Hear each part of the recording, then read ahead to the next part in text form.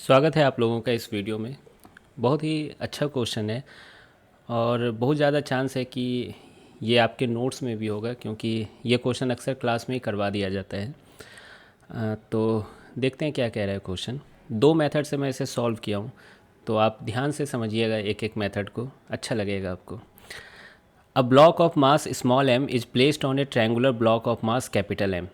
तो एक triangular block पर एक स्मॉल एम का छोटा सा ब्लॉक रखा हुआ है, ठीक है।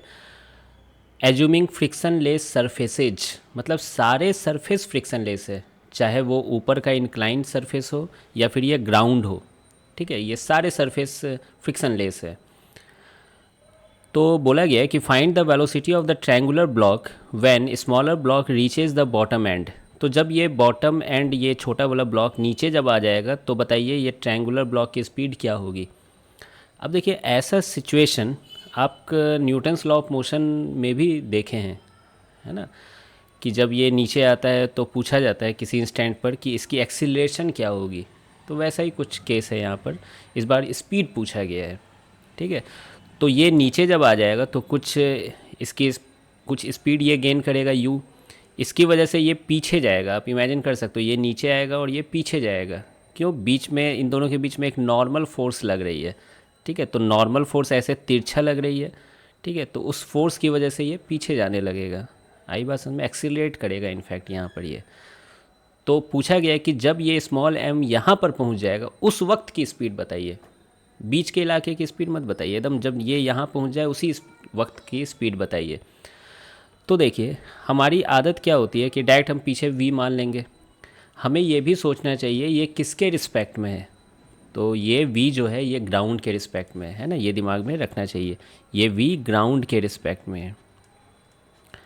लेकिन आप जो इसकी स्पीड u बता रहे हो कि अलोंग द इंक्लाइंड होगा, ये ग्राउंड के रिस्पेक्ट में नहीं है, ये है इस ट्रायंगुलर ब्लॉक के रिस्पेक्ट में है। कैसे? सोचो ज़रा। इस ब्लॉक को u स्पीड से इधर आता हुआ वही देख पाएगा जो यहाँ पर बैठा हो, ठीक है। ट्रायंगुलर ब्लॉक पर ही बैठा हो तो उसे लगेगा ना कि ये रेस्ट पर है ट्रायंगुलर ब्लॉक, तो इसे लगेगा कि अरे स्मॉल एम तो इसी डायरेक्शन में नीचे आते जा रहा है। लेकिन जब आप ग्राउंड के रिस्पेक्ट में देखोगे तो ये किसी और डायरेक्शन में जाता हुआ फील देगा आपको, ठीक। अब देखिए, मुझे पता है कि मैं आगे चलकर, है ना, मोमेंटम कंजर्वेशन करूँगा इस टॉपिक में, ठीक है। और आप ये भी जानते हो कि मोमेंटम जब कंजर्वेशन करते हैं तो यहाँ मोमेंटम ग्राउंड के रिस्पेक्ट में लिखते हैं, ठीक है, या फिर इनर्शियल फ्रेम के रिस्पेक्ट में लिखते हैं। लेकिन अगर इनर्शियल फ्रेम रेस्ट पे हो तो अति उत्तम, है ना। तो क्योंकि फिर रिलेटिव का झंझट नहीं पड़ेगा ज़्यादा। तो ये मैं ग्राउंड के रिस्पेक्ट में ये मोमेंटम कंजर्वेशन कर रहा हूँ, ठीक है। आप इसके रिस्पेक्ट में इसलिए नहीं करना चाहिए, है ना। इस ब्लॉक पे आप सोचोगे कि सर इसी ब्लॉक पर बैठ के मोमेंटम कंजर्वेशन कर देते हैं, तो नहीं। देखो, इस पर बैठ के आप लगाओगे तो फिर आपको एक सूडो फोर्स लगाना पड़ेगा बहुत, है ना। फिर वो लीनियर मोमेंटम कंजर्वेशन वो सही तरीके से नहीं हो पाएगा वहाँ पर, ठीक है। तो ये ग्राउंड के रिस्पेक्ट में ही होता है ना, ध्यान रखना। तो मैं क्या लिखा हूँ देखो, ये velocity of small m with respect to capital M, ये आप मतलब समझ रहे होगे, इक्वल टू ये होगा रिलेटिव का। तो वेलोसिटी ऑफ स्मॉल एम क्या होगा? दिस प्लस दिस, है ना। तो ये वेलोसिटी ऑफ छोटा वाला block with respect to ground, this vector plus this vector है। तो पहले मैं उस वेक्टर्स को रिप्रेजेंट कर देता हूँ।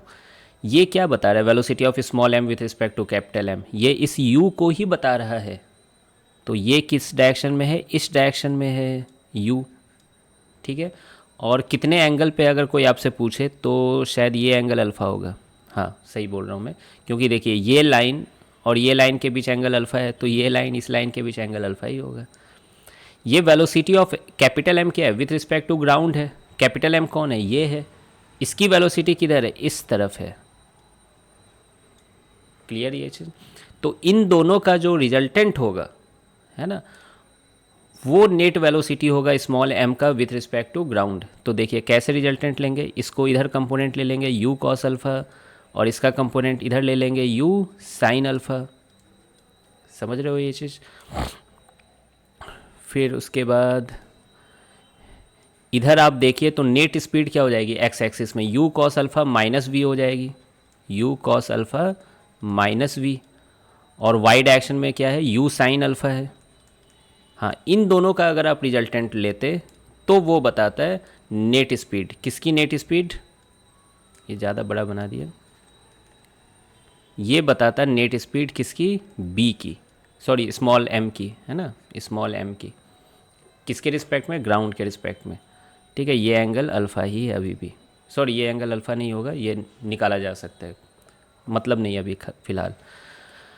तो देखिए मैं फिर net force in x direction zero कर रहा हूँ, क्योंकि एक्स डायरेक्शन में कोई भी एक्सटर्नल फोर्स नहीं लग रहा है ना, ये एक्सटर्नल फोर्स लिखा हूँ, किस सिस्टम पे लिखा हूँ, कैपिटल एम और स्मॉल एम पे, है ना, एक्स डायरेक्शन में कोई फोर्स नहीं लग रहा है एक्सटर्नल। तो initial momentum in x will be equal to final momentum in x direction. अब देखिए इनिशियली तो दोनों रेस्ट पे थे, तो इनिशियल मोमेंटम तो जीरो हो गई एक्स डायरेक्शन में, है ना, ये भी रेस्ट पे था, ये भी रेस्ट है, ये इनिशियल सिचुएशन है, ये फाइनल सिचुएशन है। फाइनल मोमेंटम के लिए जब आप लिखोगे तो ये कैपिटल एम वाला देखो माइनस डायरेक्शन में जा रहा है, तो क्या लिखोगे, m v minus i cap plus. अब देखिए स्मॉल एम का जो वेलोसिटी है वो ब्लैक कलर से इधर है, लेकिन हमें कौन सा कंपोनेंट से मतलब है, एक्स कंपोनेंट से मतलब है, तो उस एक्स कंपोनेंट यही है ना जो राइट साइड में रेड कलर से जो लिखा हुआ है, तो ये हो जाएगा m u cos alpha minus v, और आई कैप लिख देना चाहिए। आई बात समझ में। अब इसको सॉल्व करके हम लोग को क्या निकाल लेना चाहिए, u निकाल लेना चाहिए, है ना, क्योंकि v लाना है तो u को ही सब्स्टिट्यूट करेंगे ना, तो u निकाल के बैठ जाते हैं पहले। तो कैसे करें, हाँ देखिए ये m v minus i cap इधर भेज दो, और ये माइनस एम वी भी इधर भेज दो, तो इधर होके क्या हो जाएगा, capital M v plus small m v, और इधर क्या बचा, एम यू कॉस अल्फ़ा। तो आप देख सकते हो एक लाइन में आ रहा है u की वैल्यू, यहाँ कॉमन भी मैं ले ले रहा हूँ, capital m plus small m by, common में v हो जाएगा और बाय में हो जाएगा m कॉस अल्फ़ा। तो इस इक्वेशन की मुझे आगे जाकर ज़रूरत पड़ने वाली है, तो ये u आ गया। ठीक है, अब देखिए मुझे u और v में एक और रिलेशन चाहिए, है ना, क्योंकि दो दो वेरिएबल हैं यहाँ पर। तो आप एक चीज़ समझ सकते हो कि इन लोग के पास जो स्पीड आई है वो कोई एनर्जी ही तो कम हुई है, कौन सी एनर्जी कम हुई है, ये पोटेंशियल एनर्जी ही तो इस काइनेटिक एनर्जी में गई है। तो आप एक लाइन में लिख सकते थे M G H equal to half M U square, sorry half V net square plus half M we square, लेकिन मैं अच्छे से लिख देता हूँ K I plus U I equal to K F plus you F. ठीक है, बीच में कोई फ्रिक्शन का वर्क डन नहीं है ना, ग्राउंड के रिस्पेक्ट में लिख रहे हैं। ठीक है, तो कोई सूडो फोर्स सब का टेंशन नहीं है। और ये जो नॉर्मल लग रही है इन दोनों के बीच, नॉर्मल के वजह से वर्क डन क्या होगा, जीरो होगा। क्यों होगा वर्क डन जीरो, क्योंकि नॉर्मल परपेंडिकुलर लग रही है, डिस्प्लेसमेंट नीचे हो रहा है। ठीक है, तो वर्क डन उसकी वजह से जीरो हो जाएगा। ठीक, खैर मुझे ये लॉजिक देने की भी ज़रूरत नहीं है ना, ये नॉर्मल जो है इस आपस में इंटरनल हो गया, एक्शन रिएक्शन का पेयर है। आपको ये वर्क ऑफ एनर्जी में पढ़ाया जाता है कि ये एक्शन रिएक्शन के जो पेयर्स होते हैं इनका work done, net work done जब पूरे सिस्टम का लिख रहे होते हैं तो वहाँ जीरो ही आ जाता है। ठीक, खैर K I plus U I equal to K F plus you F. अब मैं पोटेंशियल एनर्जी लिखने के लिए नीचे वाले लेवल को क्या, ग्राउंड वाले लेवल को पोटेंशियल एनर्जी यहाँ पे जीरो मान लूँगा, रेफरेंस लेवल मान लूँगा। तो देखिए के आई इनिशियल काइनेटिक एनर्जी दोनों की जीरो है, तो zero plus zero. Initial potential energy किसके पास है, इस स्मॉल एम के पास है, एम जी एच। ठीक है, अब आप बोलोगे कि सर इस कैपिटल एम के पास भी तो है पोटेंशियल एनर्जी, क्योंकि इसकी भी सेंटर ऑफ मास तो थोड़ी ऊपर है। जी हाँ बिल्कुल है, लेकिन जो आप इधर लिखोगे फिर फाइनली वही चीज़ उधर लिखने वाले हो, तो वो चीज़ क्या हो जाएगी, कट जाएगी, है ना, इसलिए मैं लिख ही नहीं रहा हूँ, है ना। हाँ, ये डाउट आपको नहीं आता अगर आप change in potential energy equal to change in kinetic energy लिखते, तो फिर चेंज तो जीरो हो जाता है, वो नहीं लिखने की ज़रूरत पड़ती। समझ रहे हो ना ये चीज़। फिर फाइनल काइनेटिक एनर्जी देखिए क्या होगा, है ना, इस कैपिटल एम का कितना हो जाएगा, half M we square, capital M we square plus you f, sorry k f एक और का है, स्मॉल एम का भी है काइनेटिक एनर्जी, हाफ एम, गलती से भी यू स्क्वायर मत लिख देना, इसकी नेट स्पीड क्या है, वी नेट है ना, तो ये वी नेट स्क्वायर होगा। आई बात समझ में। और पोटेंशियल एनर्जी फाइनल क्या हो जा रही है, ये नीचे आ जा रही है, तो इसकी जीरो हो जाएगी। क्या ये इक्वेशन आपको समझ में आया कि नहीं, सॉरी ये कट क्यों गया। अब देखिए वी नेट स्क्वायर को आप क्या लिखोगे, दिस का स्क्वायर प्लस दिस का स्क्वायर, यानी U cos alpha minus V का whole square plus U sine alpha का होल स्क्वायर, वो आप यहाँ पे रखो। ठीक है, तो आपको दो वेरिएबल हैं, दो इक्वेशन आपकी ज़िंदगी में है, दोनों को सॉल्व करना है और आंसर प्राप्त कर लेना है। खैर टेंशन मत लो, मैं ही सॉल्व करूँगा ऑब्वियसली, आप बस देखते जाना। ये सॉल्व करके मैं रखा हुआ हूँ। तो देखिए यही चीज़ पीछे लिखा हुआ है, उसको मैं फिर से लिख दिया हूँ। 2 से मैं मल्टीप्लाई किया तो 2mgh हो गया, ये mv² हो गया प्लस m वी नेट जो मैं अभी बोल रहा था ना, u cos alpha minus V का whole square plus u sine alpha का होल स्क्वायर, वही लिखा हूँ, डरिए मत, है ना, सिंपल मैथ्स है। u cos अल्फ़ा की वैल्यू देखिए मैं कहाँ से ले आया हूँ, u cos अल्फ़ा या u कहिए, यहाँ जो u की वैल्यू थी ना m plus capital M v by m cos alpha, तो u cos अल्फ़ा क्या हो जाएगा, capital M plus small m into v by small m हो जाएगा। तो वही इकट्ठे लिख दिया मैं, है ना, u cos अल्फ़ा की ही वैल्यू सब्स्टिट्यूट कर दिया हूँ यहाँ पे, ठीक है, माइनस v का होल स्क्वायर, u की वैल्यू पूरा मुझको लिखना पड़ा कैपिटल M प्लस, समझ रहे हो, और स्क्वायर भी है तो स्क्वायर भी कर दिया हूँ। अब यहाँ पर देखिए आप ध्यान से, इस वाले जगह एलसीएम मैं किया हूँ, एलसीएम नाम सुनो, एलसीएम, तो ये minus m v plus m v cut जाएगा, तो capital M v by small m का स्क्वायर हो जाएगा। और ये भी ऐसे ही लिख दिया हूँ, यहाँ दोबारा लिख दिया हूँ इसको। अब ध्यान से देखिएगा, यहाँ m square cos square alpha है, तो मैं एलसीएम लिया हूँ, तो एलसीएम लोगे तो क्या होगा, मल्टीप्लाई ही करते हैं ना डेनोमिनेटर को, तो m square into cos square alpha हो जाएगा। ध्यान से देखिएगा, m square into cos square alpha, ठीक है, लेकिन उस एम स्क्वायर से में से एक एम कट जाएगा ना इस एम की वजह से, तो वो बचा क्या है, एम कॉस अल्फ़ा ही बचा, एम कॉस स्क्वायर अल्फ़ा बचा। तो फिर से एलसीएम ले लीजिए, तो इसमें भी मल्टीप्लाई करना पड़ेगा कैपिटल एम वी स्क्वायर में, तो देखिए मैं मल्टीप्लाई किया हूँ और वी स्क्वायर में कॉमन ले चुका हूँ पहले ही, और ये एम कॉस स्क्वायर अल्फ़ा इधर चला जाएगा, तो देखिए ये आ गया। क्या ये बात समझ में आ रही है? अब इन लोगों को देखिए, ये लोग क्या क्या कर रहे थे तब तक, तो यहाँ तक समझ में आ गया। अब देखिए m प्लस स्मॉल m का स्क्वायर, a प्लस बी का whole square, a square plus b square plus 2ab, तो m स्क्वायर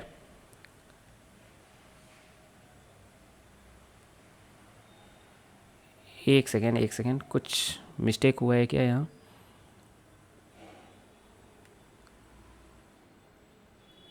कैपिटल m का प्लस स्मॉल m का होल स्क्वायर, ये sine square alpha by v square है। Mistake नहीं हुआ है, आगे पीछे लिख दिया हूँ मैं, लग रहा है। अच्छा नहीं, सही है। ये वाला जो फर्स्ट टर्म है ये इसकी वजह से लिखा हुआ है ना, m cos square alpha multiply किया हूँ।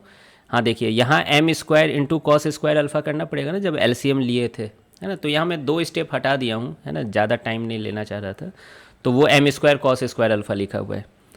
फिर देखिए इसको फिर आप सॉल्व कीजिए, तो इधर लिखा हुआ है ये जो 3 टर्म है, a प्लस बी का होल स्क्वायर में 3 टर्म आएंगे, तो वो यहाँ तीनों लिखे गए।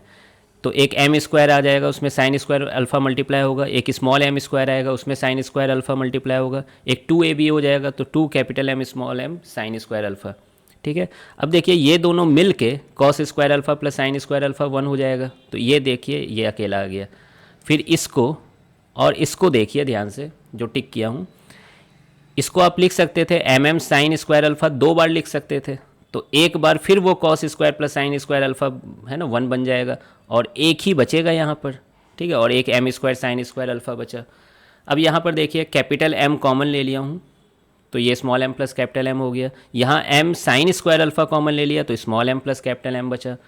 फिर देखिए यहाँ इन दोनों में से small m plus capital M common हो गया, है ना, बचपन में ये सब सीखे हुए हैं, ये ऐसा कॉमन हो गया, ये वी स्क्वायर बच गया, और इधर तो चलता आ रहा था, इन सबको एक तरफ ले गए, तो देखिए वही चीज़ लिखा हुआ है, और वी स्क्वायर है तो ये स्क्वायर रूट हो जाएगा पावर 1/2, यही आपका आंसर है, ठीक है। तो दिक्कत शायद आपको यही सॉल्यूशन करने में ही आ रही होगी, तो आपको आई होप कि आप समझ में आ रहा होगा ये सॉल्यूशन। लेकिन एक और मेथड से मैं सॉल्व करना चाह रहा हूँ इसको, ठीक, तो वो देखते हैं ये मेथड 2 क्या है। अब देखिए यही क्वेश्चन एनएलएम में भी था, है ना, रहता है एनएलएम में, वहाँ पर एक्सीलरेशन पूछा जाता है, ठीक है, कि दोनों की एक्सीलरेशन क्या है या ट्रायंगुलर वेज की एक्सीलरेशन क्या है, तो इसीलिए मैंने यहाँ पर एक्सीलरेशन निकाल के रखा हुआ है ना। थोड़ा लंबा सॉल्यूशन जाता है ऑब्वियसली, लेकिन सीखने को मिलेगा, एक रिवीजन भी हो जाएगा। तो देखिए इस वेज पर देखिए, इसकी एक्सीलरेशन लेफ़्ट साइड में होगी, और ये जो ब्लॉक स्मॉल एम है उसकी एक्सीलरेशन नीचे होगी बी, लेकिन ये एक्सीलरेशन किसके रिस्पेक्ट में है? अगेन कैपिटल एम के रिस्पेक्ट में है। यानी आप कैपिटल एम पे बैठकर एक आदमी देखेगा तभी उसको एक्सीलरेशन स्मॉल भी नज़र आएगा अलोंग द इंक्लाइन। तो अब हमारा एक कर्तव्य बनता है सूडो फोर्स लगाने का, है ना। तो देखिए सूडो फोर्स, ये मैं ज़्यादा डिटेल में नहीं समझाऊंगा, ये वाला सॉल्यूशन ये पुरानी बात हो गई है बहुत ज़्यादा। स्मॉल एम इंटू ए हो गया, इधर नॉर्मल लग रही है, नीचे एम जी लग रही है। इस स्मॉल एम पे नॉर्मल ऊपर लगेगी तो इस पे नॉर्मल नीचे लगेगी। तो उसका कंपोनेंट ये अल्फ़ा सब देख लेना कैसे किया गया है। तो ये एन साइन अल्फ़ा होगा, नीचे एन कॉस अल्फ़ा होगा, नीचे वाले से मतलब नहीं है मुझे। तो देखिए ट्रायंगुलर ब्लॉक के लिए आप लिखते हैं net force equal to mass into acceleration. तो एक ही फोर्स है N sine alpha equal to capital M into A, तो एन की वैल्यू ये आ गई। उसी तरीके से आप स्मॉल एम के लिए भी तो लिख सकते हो ना, सारा कंपोनेंट लेने के बाद। तो देखिए एम जी का कंपोनेंट ले लिए, तो इधर एम जी साइन अल्फ़ा, इधर एम जी कॉस अल्फ़ा, ये तो याद हो गई होगी। ये सूडो फोर्स है एम ए, इसका इधर component m a sine alpha हुआ, इधर एम ए कॉस अल्फ़ा हुआ। ये अल्फ़ा क्यों आया ये आप समझाने की ज़रूरत नहीं है यहाँ पर। तो फिर देखिए net force equal to mass into acceleration कर लिए।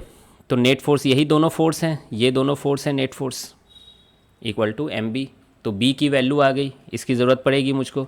फिर एक काम कर लिया मैं, परपेंडिकुलर टू इंक्लाइन तो मोशन नहीं हो रहा है। अगर यहाँ से बैठ के देखें तो नेट फोर्स जीरो है, तो ऊपर के फोर्स इक्वल टू नीचे का फोर्स।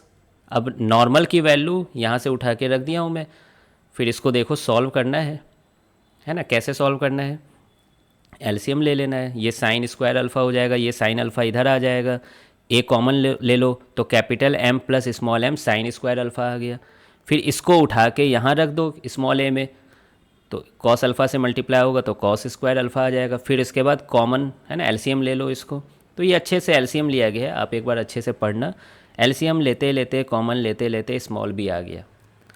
मैं ए स्क्वायर बाई बी किया हूँ, क्यों किया हूँ वो अब आगे दिखेगा, ऐसे ही मैं करके रखा हूँ यहाँ पे। तो ए स्क्वायर बाई बी करोगे यानी इसका स्क्वायर और बी से डिवाइड कर लो। तो देखो इसका स्क्वायर कर दिया हूँ, यहाँ स्क्वायर स्क्वायर दिख रहे हैं, यहाँ भी स्क्वायर दिख रहा है, और बी यहाँ पे ब्लू कलर से लिखा हूँ। तो नीचे वाले टर्म तो एक यहाँ दो टर्म है ना स्क्वायर है, तो उसको काट दिया वो। फिर जी साइन अल्फ़ा को काट रहा है, तो ए स्क्वायर बाई बी ये आ जाता है। ठीक है, अब देखिए मैं क्या करना चाह रहा हूँ। यहाँ देख रहे हो कोई कॉलिजन और कोई सेंटर ऑफ मास कोई कंसेप्ट नहीं लगा है यहाँ पर। नॉर्मल एनएलएम पुराना न्यूटन्स लॉ ऑफ मोशन लगा है ए और बी निकालने के लिए। फिर अब चलिए इक्वेशन ऑफ मोशन में लगाऊंगा। अभी देखिए ये जो ए आता है ये कांस्टेंट आता है ना। आप देखना पीछे है ना, वो वेरिएबल नहीं है। और जब एक्सीलरेशन कांस्टेंट है तो याद है हम लोग इक्वेशन ऑफ मोशन लगा सकते हैं, v equal to u plus a t s equal to u t plus half a t square. तो देखिए स्मॉल m के लिए भी मैंने लगाया है, लेकिन ये जो स्मॉल m की एक्सीलरेशन b है ये तो with respect to capital M है, यानी ये रिलेटिव एक्सीलरेशन है। तो मैं क्या लिखा, s relative equal to u relative t plus half a relative t square. तो देखिए स्मॉल m यहाँ से छूट के यहाँ पे पहुँचा है, इनिशियल रिलेटिव वेलोसिटी जीरो है। कितना वो इस डिस्प्लेसमेंट किया, इतना डिस्प्लेसमेंट किया है ना। यहाँ पर एक मिस्टेक है,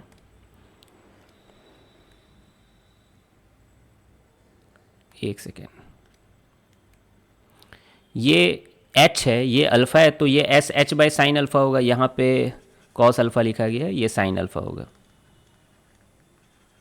ठीक है, तो देखिए टी स्क्वायर की वैल्यू ये आ गई है ना।